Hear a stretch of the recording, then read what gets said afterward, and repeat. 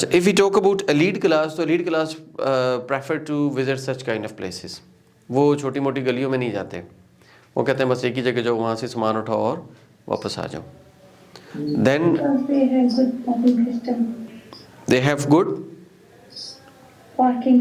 Parking system. ये भी बहुत बड़ा इशू होता है. जिसने गाड़ी पे जाना ऑब्वियसली उसका सबसे बड़ा प्रॉब्लम तो पार्किंग का है, एंड सेफ पार्किंग और वैले पार्किंग.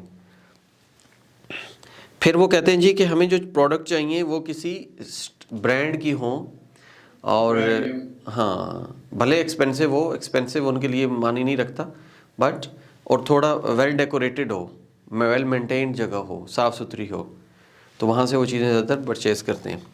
Okay, let's see. हाँ, शशका, बस वो शशका होना चाहिए. Okay, there are a threat, they have a lot of financial back end behind them. अच्छा, एक ये भी होता है कि अगर एक बंदा पैसे वाला बाय नहीं करता है तो उसको ये भी पंगा होता है कि यार कहीं लुट ना जाओ. ठीक है, तो वो थोड़ा सा सिक्योर जगहों पे जाना पसंद करते हैं जहाँ सीसीटीवी कैमरा लगे हुए हों. And usually follow a national marketing strategy. The big advantage they offer is to convenience of shopping for many different things under one place. ये मैंने कहा था ना कि आपको हर चीज़ एक ही जगह से मिल जाती है. जैसे आप लंडा बाज़ार जाते हैं, लंडा बाज़ार में सब्ज़ी भी उसी बाज़ार में मिल जाती है, या जो ओपन स्काई मार्केट, ये जो बाज़ार लगते हैं ना, open sky market we call है, वहीं पे फ्रूट, वहीं पे आपको वेजिटेबल्स मिलती हैं, वहीं पे आपको ग्रोसरी आइटम क्या, क्लोथ्स क्या, शूज़ क्या, लंडे वाला सेक्शन अलग है.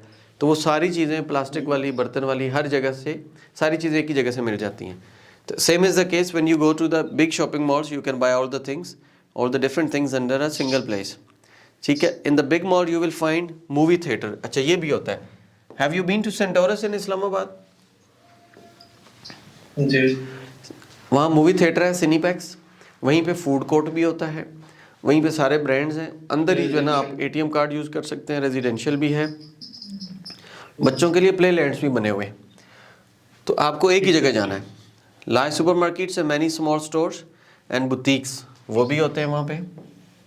अच्छा जी, in many cases they offer similar products that are cheaper than many small businesses can sell. वो ना किसी एक चीज़ पे ना ऑफर लगा देते हैं,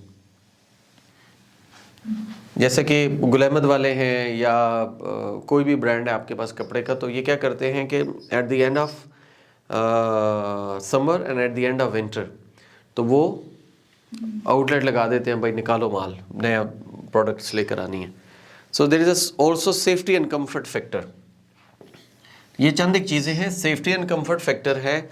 वहाँ पे स्मॉल बिजनेसेस भी होते हैं और एक ही जगह से आप सारी चीज़ें परचेज कर सकते हैं. You don't need to walk around on the streets going to different stores, and if the weather is bad all the stores are in the same place under one roof. That's a big benefit. अब गली महल्ले से तो आपने एक चीज़ यहाँ से ली, एक दूसरे से ली, एक तीसरे से ली, एक चौथे से ली, और वहाँ पे गली में से जब गुजरे, if it's raining, if it's too hot, if it's too cold, obviously you have to suffer. But in the big shopping malls, in summer there is AC and in winter there is a heating system जो centralised होता है, तो आपको ये problem भी face नहीं करना पड़ता. Okay, moving on. ये हम देख लेते हैं अगला जो हमारे पास क्वेश्चन है. Why do some people want to start their own business? हाँ जी, who is a businessman from your side? Arbaz. Okay, Arbaz आपका वो कौन सा बिजनेस है? शोरूम है या कुछ और है? शोरूम है गाड़ियों का, कार का. Showroom. And apart from Arbaz is there any other person who is having a business? छोटा भाई. कौन सा बिजनेस? शोरूम के अलावा एक और बिजनेस भी है ना, किसने बताया था अभी? क्या चीज़? काशिफ तो है, लेकिन बिजनेस किस चीज़ का है? रियल एस्टेट का. ये अच्छा बिजनेस है वैसे, आजकल तो ठप ही है ये. Where are you from? I'm from Pakpatan. You are from Pakpatan. Don't you think that it's been a year that real estate business is going down, or it is static? It's not moving up. Yes, I saw a difference between the past 3 years with my experience, personal experiences. When I have started in this business in 2020, as I came to Pakistan. In 2020 and 2021, it was at its peak. जो 70-80 लाख का मरला था आजकल वो 50 पे आया हुआ है। अब वो जो 5 मरले का घर प्लॉट था, exactly. And still there is no purchasing power है, लेकिन बहुत Yes. कम है। Right. Okay, why do people want to start their own business? Kashi बताएंगे, why people like their own business? Because every person have their own mindset behind every business. तो मेरा ख्याल यही है कि हर बंदा अपना पर्सनल एक्सपीरियंस को एक्सपीरियंस लेने के लिए और उसको स्टार्टअप लेने के लिए बिजनेस करते हैं।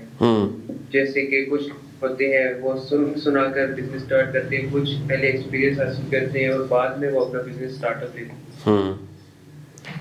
तो पहले एक्सपीरियंस लेना चाहिए या पहले जो है ना बिजनेस स्टार्ट करना चाहिए? एक्सपीरियंस मैटर करता है। स्टडी या बुक्स ये तो जस्ट एक आपको इंफॉर्मेशन देगी। Practical knowledge, how to deal the clients Yes, sir. And what's going on in the market, situation क्या चल रही है, मुझे भी क्या करना चाहिए।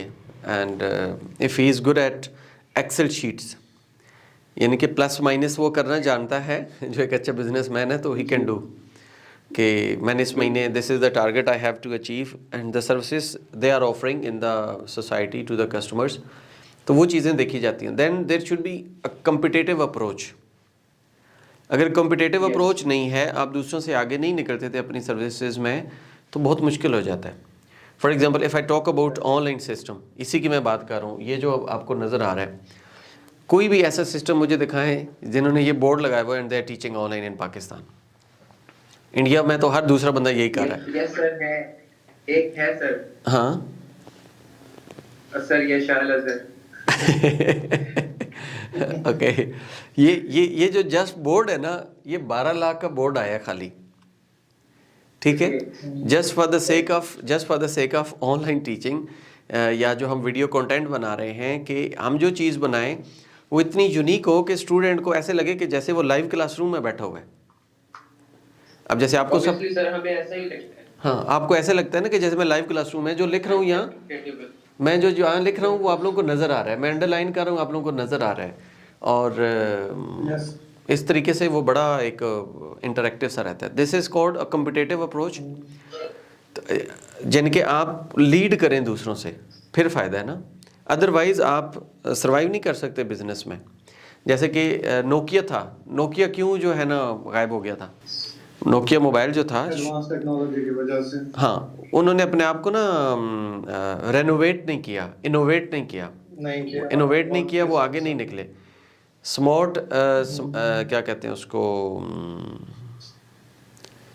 ये जो स्मार्टफोन कहते हैं ना, स्मार्टफोन के जब दौर आया तो उन्होंने स्मार्टफोन को लॉन्च ही नहीं किया, तो वो रह गए। गाड़ी हर साल एक नया ब्रांड जो है ना वो, या एक नया कह लें मॉडल लॉन्च करती है, फीचर लॉन्च करती है। होंडा की तरफ भाई सिर्फ जो है ना वो टंकी चेंज कर दें पहले गोल थी, अब वो वी शेप बना देंगे। होंडा मोटरसाइकिल वाले, ये जी नया मॉडल आ गया, हर बंदा कहता है जी मैंने तो नया मॉडल लेना है। सिविक देखें बिकती है।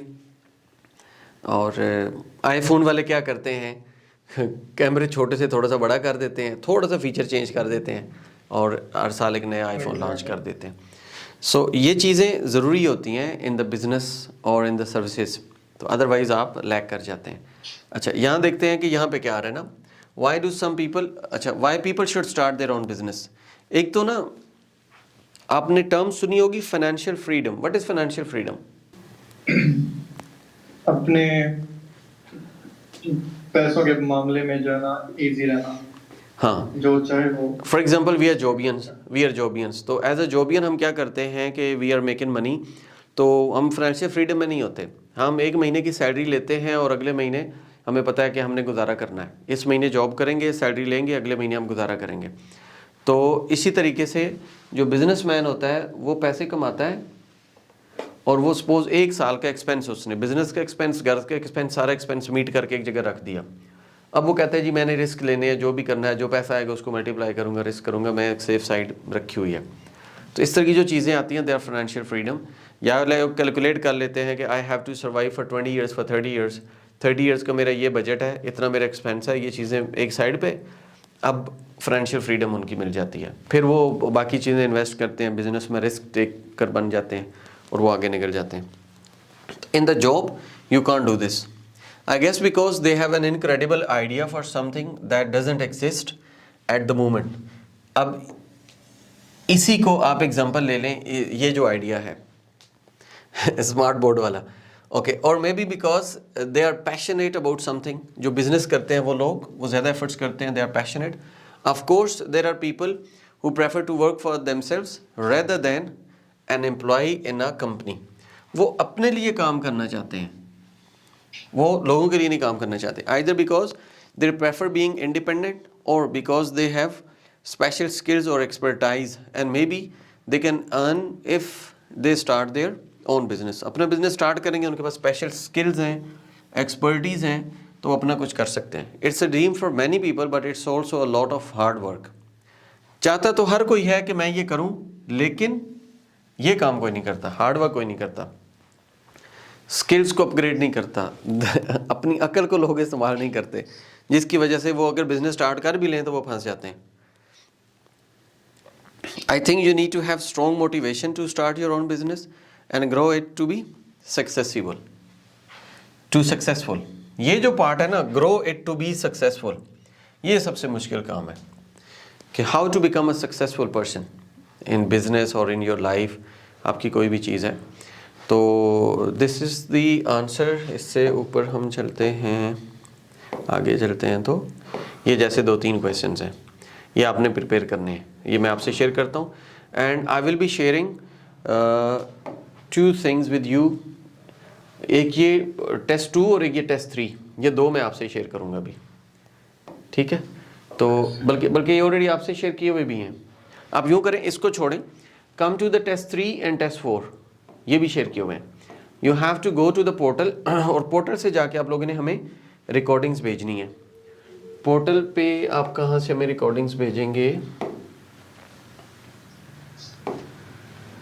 This is IELTS LMS portal.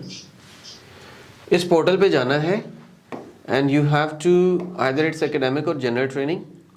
आपने यहाँ पे क्लिक करनी है. अगर आप लोग पोर्टल में ऐड नहीं है तो आप ऑल इन ग्रुप में ना मैसेज करें kindly add me in the portal, तो वो वहाँ से आपको ऐड कर देंगे. Test 2 and this is book 10 test 3. Okay, this one book 10 test 3 speak in and book 10 test 4 speak in. इनकी जो PDF हैं, क्वेश्चंस एंड आंसर्स, ये PDF भी आपको भेज दी गई हैं, ये वाली विद क्वेश्चंस विद आंसर्स. और यहाँ पे आप लोग जब टेस्ट इसको रिकॉर्ड करेंगे तो यहाँ पे आप लोगों ने इसको करना है, रिकॉर्ड करना है. And after recording you will be sending, तो मेरे पास इनके ना आंसर्स आ जाएंगे. ये क्यों नहीं ओपन कर रहा? I don't know why it's not opening, लेकिन ये यहाँ से ये आ गया. तो you have to come here. यहाँ पे आपके पास आती हैं these are the instructions and after reading the instructions you have to check the microphone. When you check your microphone तो यहाँ पे वेव्स आती हैं, तो इससे पता चलता है कि your microphone is working. Then you have to start the exam. This is going to be your part 1. अच्छा, ये पार्ट 3 है. पहले हमने रिज्यूम कर लिया. तो पार्ट 3 का क्वेश्चन है, whatever the question is in front of you, you have to read the question for 5 seconds. ये आपने पढ़ना है and after reading for 5 seconds यहाँ पे आपका आंसर रिकॉर्ड होना शुरू हो जाता है. तो after recording you have to send it to me. तो हम उसको सुन के फिर आपको इसका आंसर करेंगे. यहाँ तक कोई क्वेश्चन है तो यू कैन आस्क मी.